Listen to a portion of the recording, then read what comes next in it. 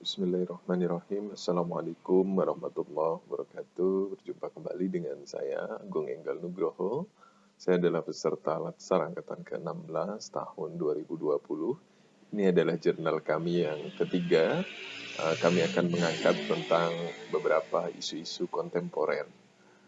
Bapak Ibu, Saudara sekalian, dalam kesempatan ini ada 3 isu kontemporer yang akan coba kita diskusikan. Yang pertama adalah terkait dengan revolusi industri 4.0, kemudian narkoba dan radikalisme dan terorisme. Kita akan bahas satu persatu, Bapak Ibu sekalian. Yang pertama adalah mengenai revolusi industri 4.0. Kami berikan judul di sini antara peluang dan ancaman.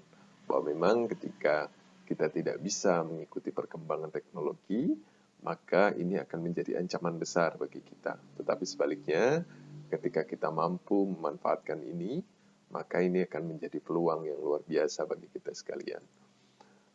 Bapak Ibu sekalian, apa itu revolusi industri 4.0? Kita tahu bahwa pertumbuhan industri itu selalu mengalami peningkatan dari generasi ke generasi. Tahun 1900-an kita sudah umum dengan komputerisasi gitu ya. Tahun sebelumnya 1800-an electricity atau kaitan barang-barang elektronik gitu ya. Kemudian di tahun 2000 ke atas ini, sampai dengan saat ini, kita memasuki era industri 4.0, yang dimana menghubungkan konektivitas antar atau jaringan gitu ya. Bapak-Ibu sekalian, sebagaimana yang kami sampaikan tadi bahwa era baru ini tentu dapat menjadi ancaman sekaligus peluang bagi kita. Dari sisi ancaman, diprediksi sampai dengan tahun 2025 akan terjadi kehilangan 1 sampai 1,5 miliar pekerjaan. Walaupun ini kita lihat trennya sampai tahun 2020 benar memang sudah terjadi pengurangan tenaga kerja terkait dengan pemanfaatan teknologi. Kemudian adanya diestimasi bahwa di masa yang akan datang 65% murid sekolah dasar di dunia akan bekerja pada pekerjaan yang belum pernah ada di hari ini.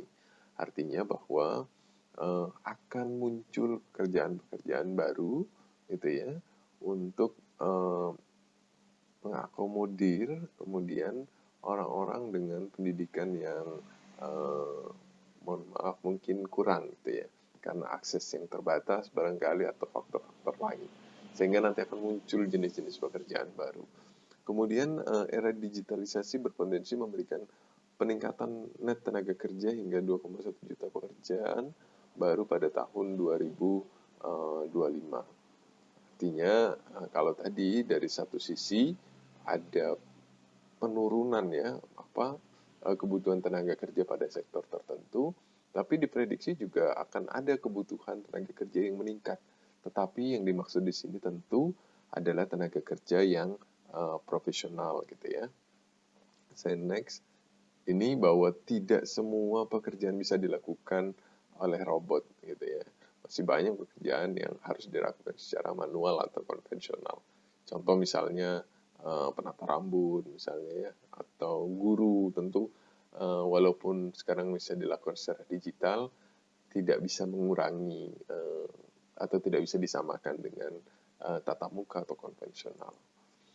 Skill industri di masa depan, Bapak Ibu bisa lihat di sini bahwa nomor 1 ternyata yang paling dibutuhkan dunia kerja itu adalah apa? Complex problem solving.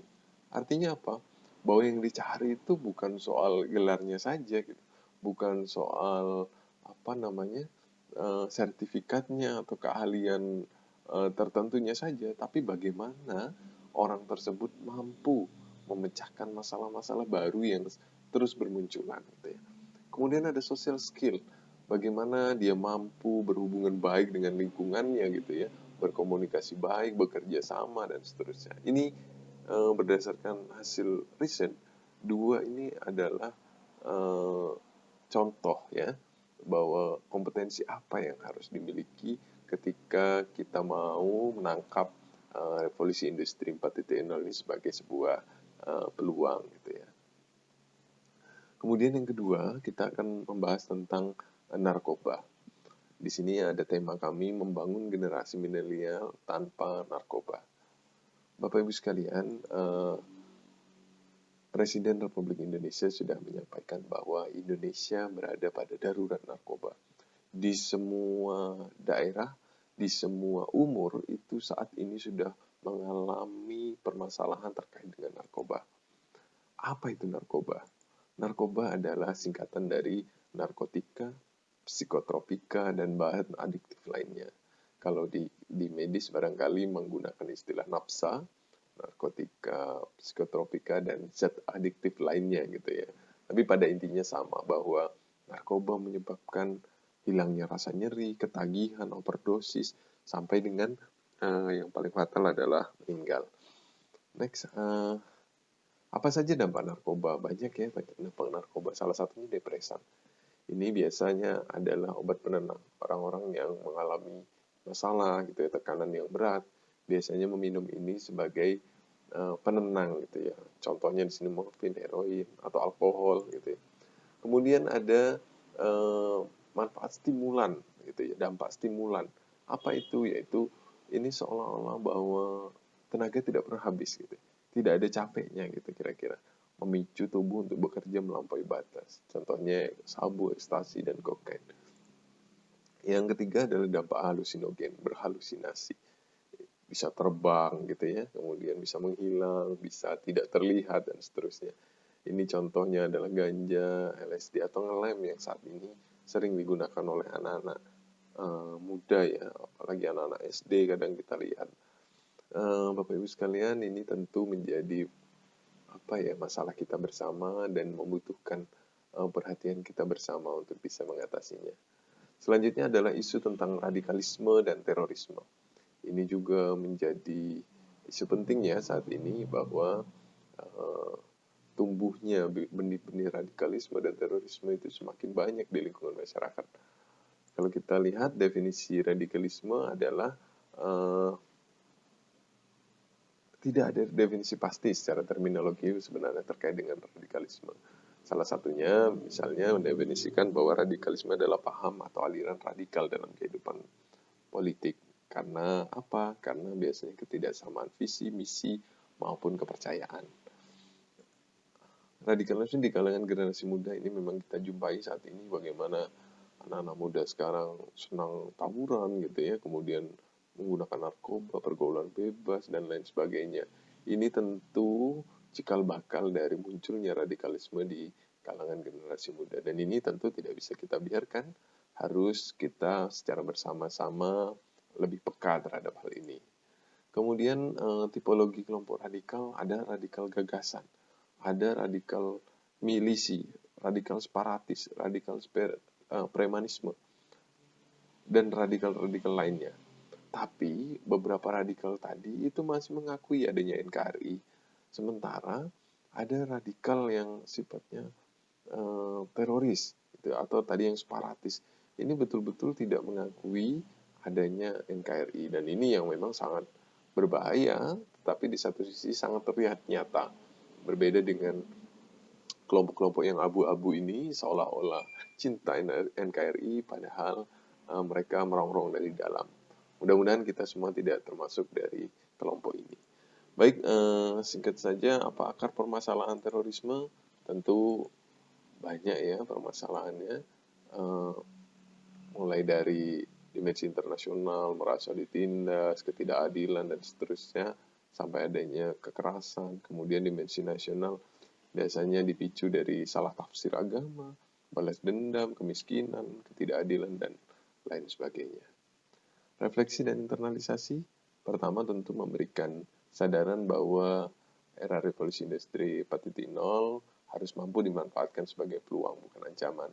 Kemudian memberikan motivasi untuk selalu meningkatkan kompetensi, kemudian memberikan pemahaman tentang berbahayanya narkoba dan paham radikal itu tadi, kemudian memberikan pemahaman bahwa pecandu narkoba itu harus kita perhatikan ya, bukan untuk ditinggalkan atau dijauhi. Dan terakhir adalah memberikan kesadaran untuk turut berpartisipasi dalam mengawasi lingkungan agar paham-paham radikal dan terorisme tidak semakin tumbuh dan berkembang. Kemudian rencana aksi untuk di perkuliahan tentu kami akan coba sering menampilkan video-video teknologi industri 4.0 kepada mahasiswa, memberikan pemahaman kepada mahasiswa bagaimana sih cara untuk bertahan di industri yang ada saat ini gitu, untuk melayakkan diri kira-kira.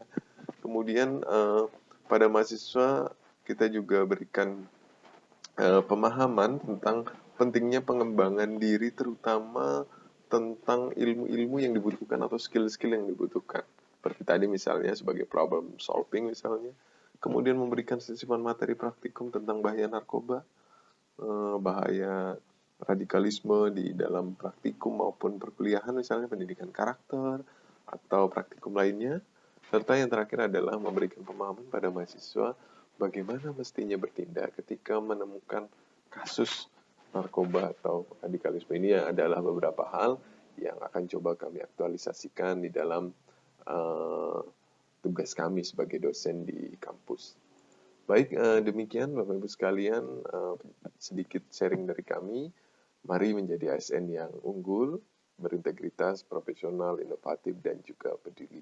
Demikian, Assalamualaikum warahmatullahi wabarakatuh.